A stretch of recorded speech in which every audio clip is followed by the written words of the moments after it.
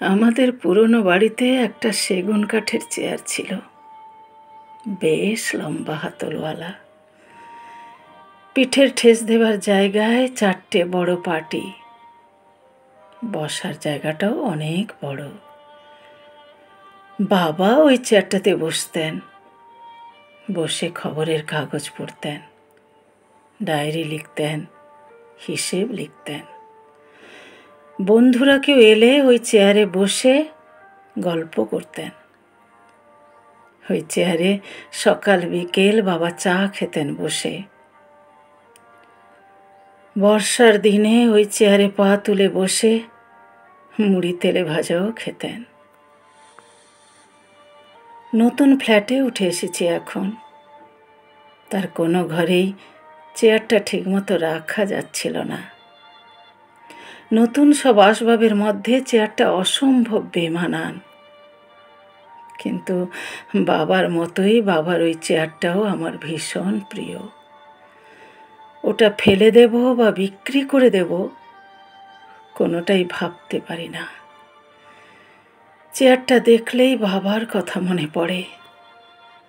বাবা চেয়ারটায় বসে মহাভারত পড়তেন, গীতা পড়তেন, রবীন্দ্রনাথ পড়তেন। চেয়ারটার গায়ে হাত রাখলেই আমার এখনো মহাভারত, গীতা, রবীন্দ্রনাথ কানের মধ্যে বেজে ওঠে। তবু সেই চেয়ারটাকে রাখতে পারলাম না। নতুন কেনা একটা স্টিলের আলমারি ঘরে ঢোকানোর সময় ধাক্কা লেগে চেয়ারটা ভেঙে গেল। একটা পা জখম হয়ে গেল। তারপর থেকে ফ্ল্যাট বাড়ির ছাদে জলের ট্যাঙ্কের পাশে এক কোণায় চেয়ারটা পড়ে আছে।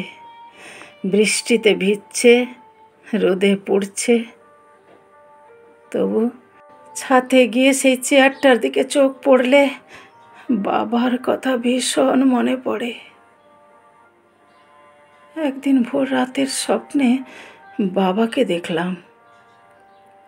বাবা বললেন, খোকন, আমার আলমারিতে ছিল মহাভারত, ছিল গীতা, রামায়ণ, রবীন্দ্রনাথ।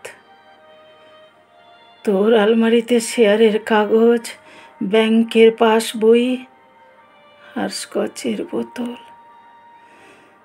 আমার খাতাপত্রে আমি লিখতাম গান, কবিতা। লিখে রাখতাম সুভাষ বোসের বক্তৃতার সারাংশ। তুই তোর নোটবুকে ডায়েরিতে কেবল টাকার হিসাব রাখিস। খোকন, আমার চেয়ারটাতে বসে অলস মধ্যাহ্নে আমি ভাবতাম মাস্টার তার কথা, ঋষি অরবিন্দের কথা, শ্রীরামকৃষ্ণের কথা। আর ওই চেয়ারে বসে তুই এখন গল্প করিস নোংরা রাজনীতির। না খোকন, ও চেয়ার তুই ছুঁস না। হ্যাঁ খোকন, তুই ও চেয়ারের যোগ্য নয়। ঘুম যখন আচমকা ভেঙে গেল, দৌড়ে ছাদে গেলাম। দেখলাম চেয়ারটা আপনি ভেঙেছে, পড়ে আছে একলা ছাদে।